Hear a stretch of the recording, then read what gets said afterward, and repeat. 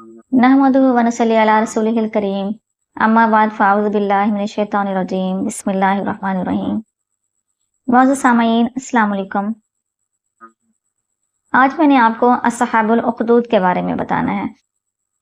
ये अस्सहाबुल उख़दूद कौन थे, इनका कुरान पाक में कैसे जिक्र आया है और इन 20,000 लोगों को आग में क्यों जलाया गया, सब चीज़ों के बारे में मेरे नबी के क्या फरमान थे वो मैंने आपको बताने हैं। अस्सहाबुल उख़दूद का मतलब है घाटी वाले। अरबी में उख़दूद घाटी या खाई या खंदक को कहते हैं। अस्सहाबुल उख़दूद का जिक्र कुरान पाक में सूरतुल बुरूज में है। रसूल करीम सल्लल्लाहु अलैहि वसल्लम की पैदाइश से कुछ अरसा पहले दुनिया में जो दो बहुत अहम वाक़यात हुए और उनका जिक्र कुरान पाक में भी हुआ है, वो दो वाक़यात हैं। एक तो अस्सहाबुल फील का वाक़या था कि यमन का एक बादशाह अबरहा था जिसने खाना काबा पर हमला करके उसको मस्मार करने की नाकाम कोशिश की थी। और दूसरा वाक़या है अस्सहाबुल उख़दूद का, यानी घाटी वालों का। वो 20,000 लोग थे, ये भी यमन के ही थे, नजरान के, और इनको घाटियों में आग जला के वहां डाल दिया गया था, आग में जला दिया गया था इनको। इन्हीं को अस्सहाबुल उख़दूद कहा गया है और इनका जिक्र अल्लाह ताला ने सूरह बुरूज में फरमाया है। ज़ुहूर इस्लाम के वक्त नजरान ईसाइयों का मरकज था और इधर का जो बादशाह था उसका नाम ज़ूनवास था। ज़ूनवास पहले तो ईसाई था, बाद में ये यहूदी हो गया था और इसने अपना नाम यूसुफ रखा था। ये हुमैरी कबीले का शख्स था। जैसे ही इसने यहूदियत इख्तियार की तो इसके सारे कबीले ने भी यहूदियत इख्तियार कर ली। अस्सहाबुल उख़दूद का वाक़या रसूलुल्लाह सल्लल्लाहु अलैहि वसल्लम की पैदाइश से 70 साल पहले का है। ऐसे हुआ कि ये जो बादशाह ज़ूनवास था, इसके दरबार में एक जादूगर आया और उसने आके कहा कि मेरा काला जादू जो कि पूरा मुल्क मानता है, मैं किसी और को सिखाना चाहता हूं। तुम कोई ज़हीन लड़का मुझे दो, क्योंकि मैं बूढ़ा हो चुका हूं और मेरी मौत का कोई पता नहीं है। मैं अपने मरने से पहले पहले किसी को अपना सारा इल्म सिखाना चाहता हूं ताकि मेरे बाद भी लोग काले जादू से फायदा उठाएं। ये जो ज़ूनवास था, ये सिर्फ अपनी कौम का सरदार ही नहीं था, बल्कि कौम को कहता था कि मैं तुम्हारा खुदा हूं। लोग इसको अपना सरदार और बादशाह भी मानते थे और खुदा भी मानते थे। जब जादूगर ने ज़ूनवास से कहा कि लड़का मुझे को दे दो, तो मुल्क से ज़हीन लड़कों की तलाश शुरू हो गई और एक ज़हीन लड़का जादूगर के हवाले कर दिया गया कि तुम इसको जादू सिखाओ। ये लड़का सुबह सुबह जादूगर के पास जाता और जाके उसके जादू मंत्र सीखता था। जब लड़का जाता था तो रास्ते में एक राहिब का ठिकाना था। वो राहिब हजरत ईसा अलैहिस्सलाम का पैरोकार था और एक अल्लाह ताला की इबादत करता था। एक बार लड़के की उस राहिब के साथ मुलाकात हुई। लड़का राहिब के साथ बातचीत करके बहुत खुश हुआ और फिर आते जाते राहिब के साथ लाजमी मुलाकात करता था। वो लड़का जादू भी सीखता रहा और राहिब से दीन तौहीद भी सीखता रहा। और वक्त गुजरने के साथ साथ उसे पता चल गया कि जादूगर जो है उसका रास्ता शैतान का रास्ता है और जो राहिब बताता है असल में वही सिरात मुस्तकीम है और ये वो रास्ता है जिसके साथ अल्लाह ताला खुश होगा। एक बार ऐसे हुआ कि लड़का बाजार से गुजर रहा था। उसने देखा कि एक बहुत बड़ा जानवर है जो रास्ते में खड़ा है और लोग उससे डर रहे हैं और गुजर नहीं रहे। लड़के ने एक पत्थर उठाया और अल्लाह ताला से दुआ की। कहने लगा, या अल्लाह, मुझे पता नहीं चल रहा सही तरीके से कि जादूगर का दीन ठीक है कि राहिब का दीन ठीक है। अल्लाह ताला, मेरा दिल मानता है कि राहिब मुझे तेरी पहचान बताता है। अगर वाकई राहिब का दीन सच्चा है तो मैं तेरे नाम से ये पत्थर इस जानवर को मारता हूँ, तू इसको हलाक कर दे। ये कहकर बिस्मिल्लाह पढ़ के اس لڑکے نے وہ پتھر اس جانور کو مارا تو وہ جانور ایک ہی پتھر کے ساتھ مر گیا۔ لوگ آنے جانے لگ گئے، راستہ صاف ہو گیا، لیکن سب لوگ حیران ہوئے کہ اتنا سا بچہ تھا اور ایک پتھر کے ساتھ، ایک چھوٹا سا اس نے پتھر مارا ہے، اس کے ساتھ اتنا بڑا جانور کیسے ہلاک ہو گیا۔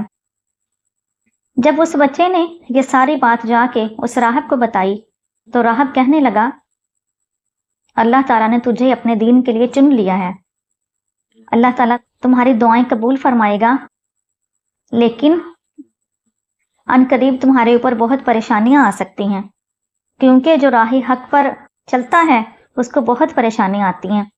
اور راہب کہنے لگا کہ جب تم پریشان ہو اور تم پر مشکل وقت آئے تو میرا کسی کو نہ بتانا۔ وقت گزرنے کے ساتھ ساتھ اس لڑکے نے راہب سے دین سیکھا اور کامل ایمان والا وہ شخص بن گیا۔ لوگ اس سے دعائیں کرواتے تھے اور شفائیں حاصل کرتے تھے۔ اسی دوران ایسے ہوا کہ بادشاہ کا ایک وزیر تھا جس کو آنکھوں کا مرض لاحق ہو گیا اور اسی مرض کی وجہ سے وہ نابینا ہو گیا۔ اس وزیر کو کسی نے اس لڑکے کا بتایا۔ وہ وزیر اس لڑکے کے پاس بہت سارے تحائف لے کر آیا اور کہنے لگا، میرے لیے دعا کرو کہ میری آنکھیں ٹھیک ہو جائیں۔ تو وہ لڑکا کہنے لگا، اگر آنکھوں کی بینائی چاہیے تو جو میں کہوں گا وہ بات ماننی پڑے گی۔ وزیر کہنے لگا، بتاؤ کیا کہتے ہو؟ جو کہو گے میں مانوں گا۔ وہ لڑکا کہنے لگا، اللہ کو مان لو، اللہ کو ایک ماننا ہے اور عیسیٰ علیہ السلام کو اللہ کا نبی ماننا ہے، یہی اصل دین ہے، اسی کو اپنا لو۔ وزیر نے عیسیٰ علیہ السلام کا کلمہ پڑھا اور اللہ تعالیٰ کی توحید کو مانا اور راہب اور اس لڑکے کے دین میں شامل ہو گیا۔ اب اگلے دن وہ شخص، وہ وزیر جب بادشاہ کے دربار میں گیا تو بادشاہ نے پوچھا کہ تمہاری آنکھیں کیسے ٹھیک ہو گئیں؟ تو اس نے کہا، میرے خدا نے کر دیں۔ تو ذو نواز کہنے لگا، میں نے تو تمہاری آنکھیں ٹھیک نہیں کی۔ وزیر کہنے لگا، تم نہیں، میں اپنے خدا کی بات کر رہا ہوں۔ ذو نواز نے کہا، کیا میرے علاوہ بھی تمہارا کوئی رب ہے؟ وہ کہنے لگا، جی ہاں، اصل رب وہ ہے جس نے تجھے اور مجھے پیدا کیا، اصل رب تو نہیں ہے۔ بادشاہ یہ بات سن کر بڑا ناراض ہوا اور کہنے لگا، تجھے یہ تعلیم کس نے دی؟ وزیر کو بہت زیادہ ظلم کیا گیا تو وزیر کو اس لڑکے کا نام بتانا پڑا کہ اس لڑکے کی وجہ سے مجھے شفا ملی۔ اس لڑکے کو بھی بادشاہ کے دربار میں بلا لیا گیا اور کہا کہ سارا ملک مجھے خدا مانتا ہے، تم کسی اور خدا کو کیوں مانتے ہو؟ لڑکے نے کہا، تو خدا نہیں ہے بلکہ تجھے اور مجھے بنانے والا ہی خدا ہے۔ یہ بات سن کر بادشاہ کو بڑا غصہ آیا۔ اس نے اپنے دربانوں سے کہا کہ اس لڑکے کو لے جاؤ اور پہاڑ کے اوپر سے اس کو نیچے دھکا دے دو۔ جب وہ لڑکا پہاڑ کے اوپر چلا گیا تو جو اس کو دھکا دینے والے تھے وہ بھی اس کے ساتھ ہی کھڑے تھے۔ اچانک اللہ کے حکم سے پہاڑ کانپنے لگ گیا اور جو بادشاہ کے درباری تھے وہ نیچے گر کے مر گئے اور لڑکا صحیح سلامت وہیں پہ کھڑا رہا۔ لڑکے کو دوبارہ پھر بادشاہ کے دربار میں بھیجا گیا۔ اس کے بعد بادشاہ نے کہا کہ اس لڑکے کو دریا میں پھینک دو۔ جب وہ دریا میں پھینکنے کے لیے گئے تو بچہ پھر زندہ سلامت ویسے ہی واپس آ گیا۔ پھر اس لڑکے نے سوچ لیا تھا کہ مرنا تو ایک دن ہے ہی، کیوں نہ اللہ ہی کے دن پر مرا جائے، اور جب میں مروں تو پھر اللہ تعالیٰ کی پہچان لوگوں کو کروا کے مروں۔ اس لڑکے نے بتایا کہ اگر تم مجھے مارنا ہی چاہتے ہو تو میں خود اس کا طریقہ تمہیں بتاتا ہوں، اور اس کا طریقہ یہ ہے کہ مجھے ایک کھلے میدان میں کھڑا کر دینا اور میرا ہی تیر مجھے مارنا، اور جب مارنا ہو تو کہہ دینا بسم اللہ رب الغلام، کہ اللہ کے نام سے میں یہ تیر مارتا ہوں جو اس لڑکے کا رب ہے، تو میرے رب کے نام سے مجھے مارو گے تو میں مروں گا، ویسے میں نہیں مرنے لگا۔ ایک دن فکس کر لیا گیا اور بہت سارے لوگ ایک کھلے میدان میں جمع ہو گئے۔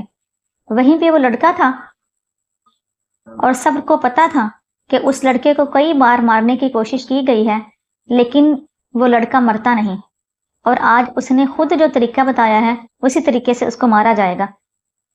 لوگ کہتے تھے پتہ نہیں آج بھی وہ مرتا ہے کہ نہیں۔ یہی دیکھنے کے لیے بہت سارے لوگ یمن کے اس میدان میں اکٹھے ہوئے تھے۔ جب تیر مارا ہے تو یہی کہا گیا بسم اللہ رب الغلام، کہ اس لڑکے کو اس کے رب اللہ کے نام سے ہی یہ مارا جاتا ہے۔ تو اسی وجہ سے وہ پھر تیر اس لڑکے کے سینے میں لگا اور اللہ تعالیٰ نے اس کی جان قبض کر لی۔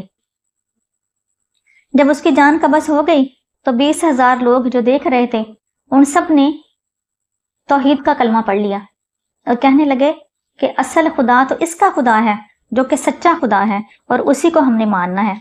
یہ چیز دیکھ کر حضور نواز بہت غصے میں آیا اور کہنے لگا میں تو اس ایک شخص کو مار رہا تھا جو کہ میرے علاوہ کسی اور کا کلمہ پڑھتا ہے، تو یہ 20,000 لوگوں نے کیوں کلمہ پڑھ لیا؟